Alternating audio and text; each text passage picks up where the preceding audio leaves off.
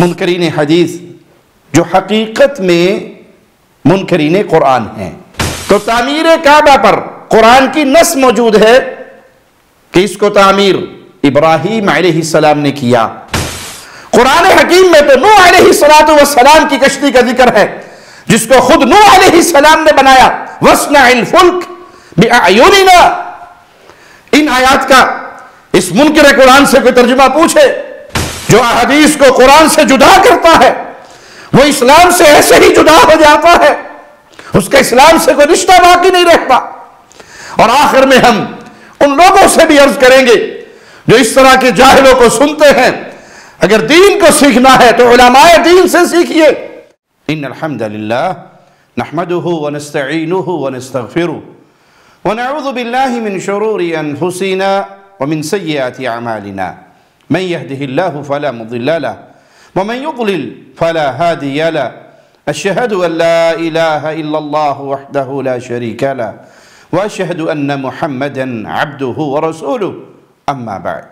قرآن حکیم وہ عظیم کتاب ہے جو اللہ مالک نے اپنے آخری نبی محمد الرسول اللہ صلی اللہ علیہ وسلم پر نازل فرمائی. مالک کا فرمان سنیے.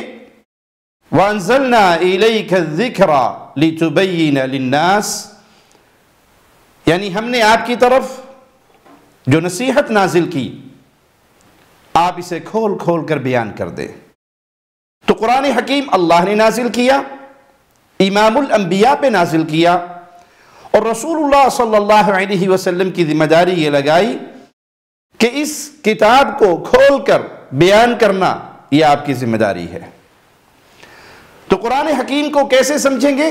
جیسے محمد الرسول اللہ صلی اللہ علیہ وسلم نے بیان کیا.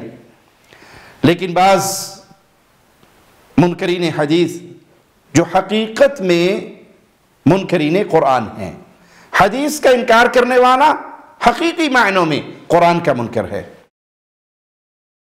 یہ ٹولہ جو قرآن حکیم کو اپنی عقل کی بنیاد پہ سمجھنا چاہتا ہے, اپنے فہم کی بنیاد پہ سمجھنا چاہتا ہے, اپنی باطل خواہشات کی بنیاد پہ سمجھنا چاہتا ہے, رسول اللہ صلی اللہ علیہ وسلم کی بیان کی ہوئی تفصیل کو قبول نہیں کرتا, انکار کرتا ہے احادیث کا, یہ لوگوں کو اندر گمراہی پھیلا رہے ہیں اور حقیقی معنوں میں امت کو قرآن سے توڑ رہے ہیں.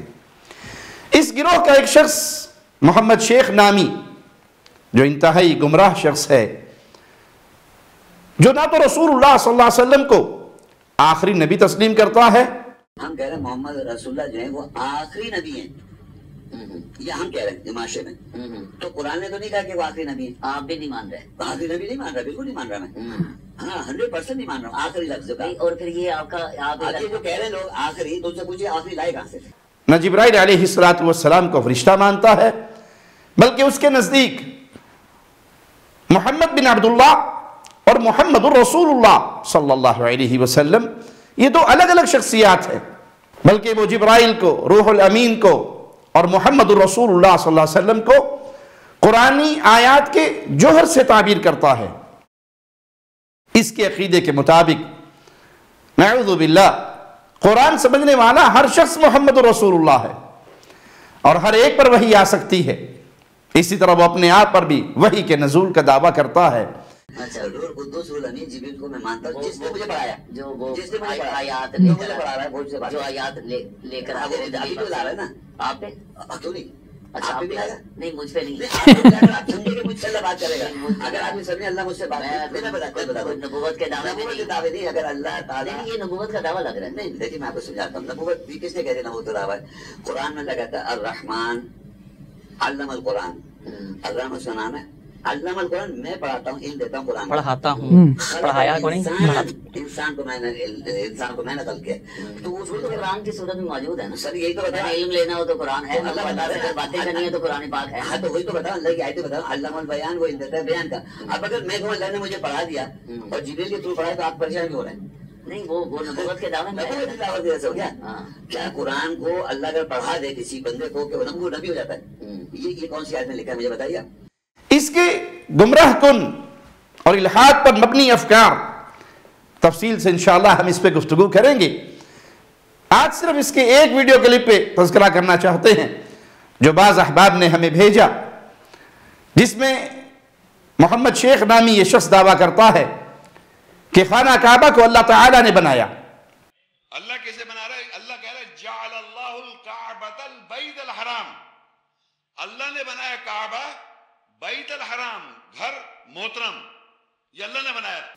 حالانکہ قرآن حکیم میں اللہ مالک کا واضح فرمان موجود ہے، وَإِذْ يَرْفَعُ إِبْرَاهِيمُ الْقَوَاعِدَ مِنَ الْبَيْتِ وَإِسْمَاعِيلُ، جب ابراہیم علیہ السلام اور اسماعیل علیہ السلام کعبے کی بنیادیں اٹھا رہے تھے، یعنی کعبے کو تعمیر کر رہے تھے، تو تعمیر کعبہ پر قرآن کی نص موجود ہے کہ اس کو تعمیر ابراہیم علیہ السلام نے کیا اور اسماعیل علیہ السلام نے کیا۔ اور یہ کہتا ہے یہ لوگوں میں غلط بات مشہور ہے، یہ عام کنسپٹ ہے کہ کعبے کو ابراہیم علیہ السلام نے بنایا۔ سب سے پہلے میں آپ کو ذرا سا اس میں یہ بتانا ضروری سمجھتا ہوں، وہ یہ ہے کہ عام طور پہ لوگ سمجھتے ہیں کہ کعبہ جو ہے وہ ابراہیم علیہ السلام نے بنایا۔ یہ آپ لوگ عام طور پہ یہ مروجہ مشہور کیا ہوا ہے کہ ابراہیم علیہ السلام نے کعبہ بنایا۔ ہم آیات میں دیکھیں گے یہ کس نے بنایا اور کیسے ہے، یہ تو قرآن کی آیت میں آئے گا جب دیکھیں گے۔ لیکن میں آپ کو یہ بتانا چاہ رہا ہوں کہ وہاں پر اگر آپ جائیں، جو لوگ حضرات گئے ہیں انہوں نے اگر کعبے کو ٹچ کیا یا فیل کیا اس کے ٹیکسچر کو، تو وہ انسان کی بنائی ہوئی دیوار نہیں ہے۔ حالانکہ یہ غلط بات مشہور نہیں، بلکہ یہ قرآن کی واضح آیت سے اور نص قطعی سے ثابت ہے۔ اس کے برعکس قرآن کے منکر محمد شیخ کا دعویٰ سنیے، وہ کہتا ہے کہ خود اللہ تعالیٰ نے کعبہ کی تعمیر کی، اور بطور دلیل قرآن حکیم کی ایک آیت سے استدلال کرتا ہے کہ اللہ مالک کا فرمان ہے جعل اللہ الکعبۃ البیت الحرام قیاما للناس، اللہ تعالیٰ نے کعبہ کو جو عزت والا گھر ہے لوگوں کے قائم رہنے کا باعث بنایا۔ سورہ مائدہ 5 اس کی 97 آیت، جعل اللہ الکعبۃ البیت الحرام قیاما للناس والشہر الحرام والہدی والقلائد، اللہ نے کعبہ کو محترم گھر، محترم مہینہ اور ہدیہ تحفہ اور ہار بنایا لوگوں کے قائم کے لیے۔ اب دیکھیں یہاں عربی میں آیا جعل اللہ الکعبۃ البیت الحرام، جعلہ کے معنی ہوتے بنانا، جعل اللہ، اللہ نے بنایا کعبہ بیت الحرام۔ ہمارے معاشرے میں کون بنا رہا ہے کعبے کو؟ جی معاشرے میں کون بنا رہا ہے؟ اللہ کیسے بنا رہا ہے؟ اللہ کہہ رہا ہے جعل اللہ الکعبۃ البیت الحرام، اللہ نے بنایا کعبہ، بیت الحرام، گھر محترم، یہ اللہ نے بنایا۔ اب اس آیت پر اگر غور کرے تو آیت کریمہ میں خانہ کعبے کی تعمیر کا کوئی ذکر نہیں، بلکہ اس میں کعبہ کو جو عزت اور حرمت والا گھر ہے اس کو لوگوں کے قیام کا باعث قرار دیا۔ سوال پیدا ہوتا ہے کہ خانہ کعبہ لوگوں کے قیام کا باعث کیسے ہے؟ اس کا جواب ہمیں کون دے گا؟ یہ جواب کس شخصیت سے ملے گا؟ اس شخصیت سے ملے گا جس پر یہ آیت نازل ہوئی، جس پہ یہ قرآن نازل ہوا، اور جس کے ذمے اللہ نے اس قرآن کی آیات کی تبیین اور تفسیر لگائی، وہ بتائیں گے۔ تو آئیے اس شخصیت کی طرف، اور وہ ہے امام الانبیاء، امام کائنات، امام اعظم محمد الرسول اللہ صلی اللہ علیہ وسلم۔ صحیح بخاری، پیارے نبی صلی اللہ علیہ وسلم کا فرمان ہے صحیح بخاری میں، اس فرمان کو غور سے سنیے، وہ شخص بھی سنے جو قرآن کو اپنے لیے حجت سمجھتا ہے، اور وہ بھی سنے جو اسلام سے اپنی نسبت رکھتا ہے کہ اسلام نام ہے لا الہ الا اللہ اور محمد الرسول اللہ کے اقرار، اللہ کی عبادت میں کوئی شریک نہیں، اور یہ ساری تفصیلات ہمیں ملے گی محمد الرسول اللہ سے۔ قرآن کو نبی کی حدیث کے بغیر سمجھنے کا دعوے دار ایسے ہی ہے جیسے وہ اسلام کے اندر داخل نہیں ہوا، اس کا اسلام سے کوئی رشتہ نہیں۔ اگر کوئی رسول اللہ صلی اللہ علیہ وسلم کی حدیث کو اسلام سے نکال کر اسلام کو سمجھنا چاہتا ہے، قرآن کو سمجھنا چاہتا ہے، تو اس نے قرآن کا انکار کیا۔ اس قرآن کی تفسیر، اس کا تبیان، اس کی وضاحت وہ امام الانبیاء کے ذمہ ہے۔ پیارے نبی صلی اللہ علیہ وسلم فرماتے ہیں یخرب الکعبۃ ذو سویقتین من الحبشہ، یعنی اس کعبہ کو دو پتلی پنڈلیوں والا ایک حبشی گرائے گا، اور یہ نشانی ہے قیامت کی نشانیوں میں سے جو بالکل قرب قیامت واقع ہوگی، اور اس کے بعد قیامت قائم ہو جائے گی۔ گویا کعبے کے وجود سے لوگوں کا وجود، جب کعبہ نہیں رہے گا تو لوگ بھی نہیں رہیں گے، قیامت آ جائے گی۔ یہ بالکل قرب قیامت کی نشانی ہے۔ اور دوسرا مطلب یہ ہے کہ اہل مکہ، مکہ کے رہائشی، ان کے معاش کا دور و مدار اسی کعبہ پر ہے، اور معاش کے بغیر، روزی کے بغیر بھی انسان نہیں رہ سکتا۔ اہل مکہ کی روزی، اہل مکہ کا معاش اسی کعبہ سے تعلق رکھتا ہے۔ لوگ مختلف علاقوں سے بیت اللہ کی طرف آتے ہیں، حج کے ارادے سے آتے ہیں، کوئی تجارت کے ارادے سے آتے ہیں، اور ہر قسم کی ضروریات ساتھ لے کر آتے ہیں۔ یہ تمام چیزیں لوگوں کے قیام کا باعث ہے۔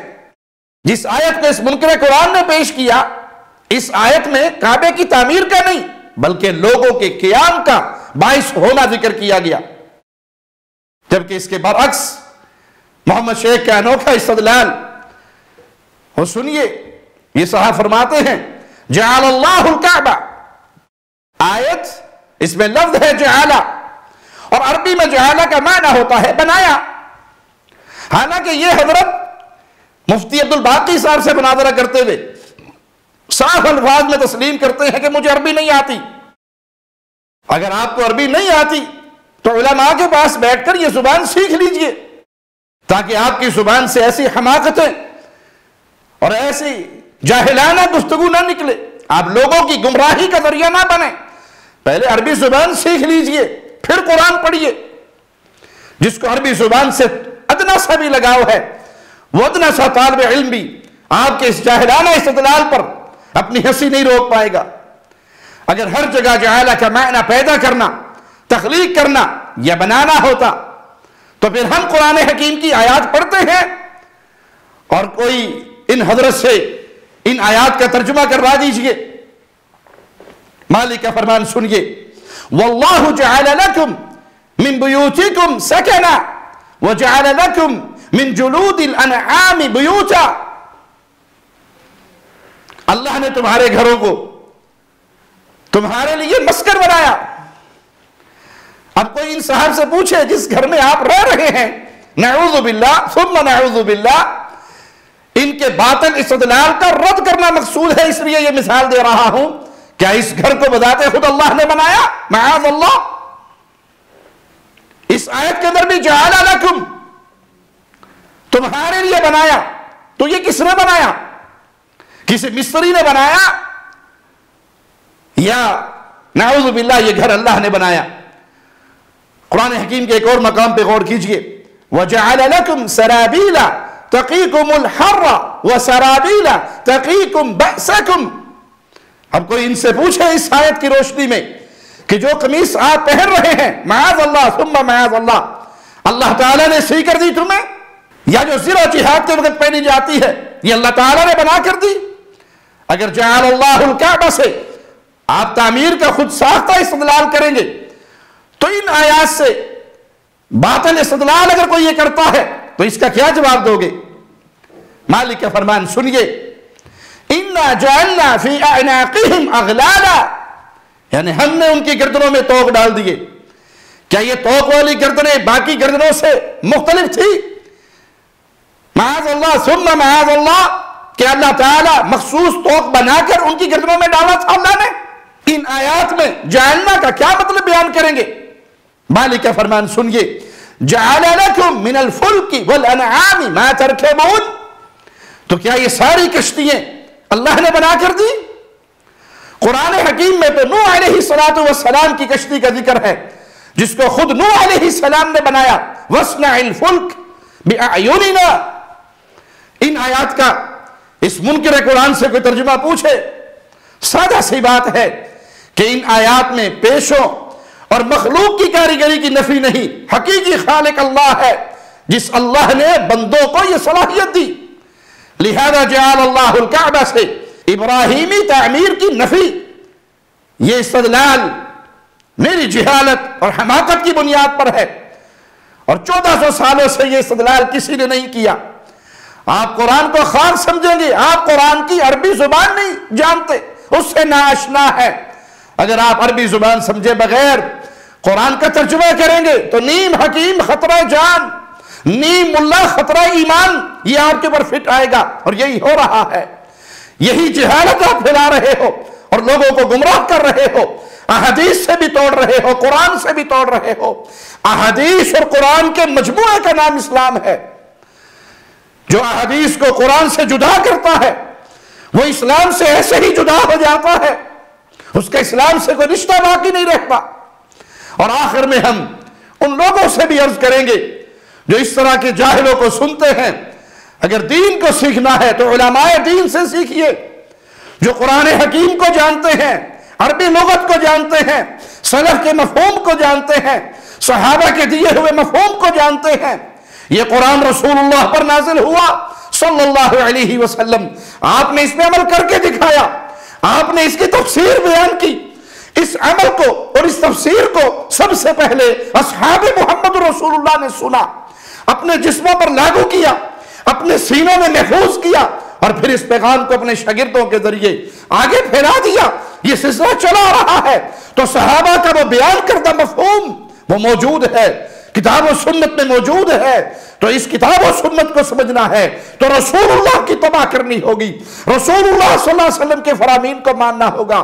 رسول اللہ صلی اللہ علیہ وسلم نے جو کچھ بیان کیا وہ صحابہ نے فہم لیا اور اس فہم کو امت تک بیان کر دیا. تو فہم صحابہ کے بغیر دین کو سیکھا نہیں جا سکتا.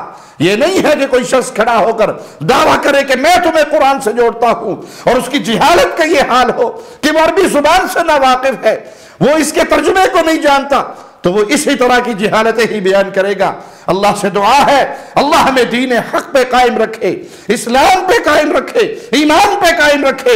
اور یہ نام ہے اسلام کتاب و سنت کا، قرآن اور حدیث کا. جس نے ان دونوں کو مانا اس نے اسلام کو مانا، جس نے دونوں میں سے کسی ایک کو مائنس کیا تو اس کے دل سے ایمان کا نور نکل گیا، وہ کفر کی وادیوں میں ہے، وہ مسلمان نہیں ہے. جو شخص احادیث کا انکار کرتا ہے وہ کفار کے راستے میں چل رہا ہے. احادیث کے انکار کرنے والا مسلمان باقی نہیں رہتا. احادیث یہ رسول اللہ صلی اللہ علیہ وسلم کی بیان کردہ باتیں، اس قرآن کی بیان کردہ صحیح تفسیر اور تبیان کی صورت ہے. صحیح احادیث کا انکار کرنا حقیقت میں ایمان سے ہاتھ دھونا ہے. اقول قولی ھذا واستغفر اللہ لی ولکم ولسائر المسلمین. شب گریزاں ہوگی آخر جلوائے خورشید سے، یہ چمن معمور ہوگا نغمائے توحید سے.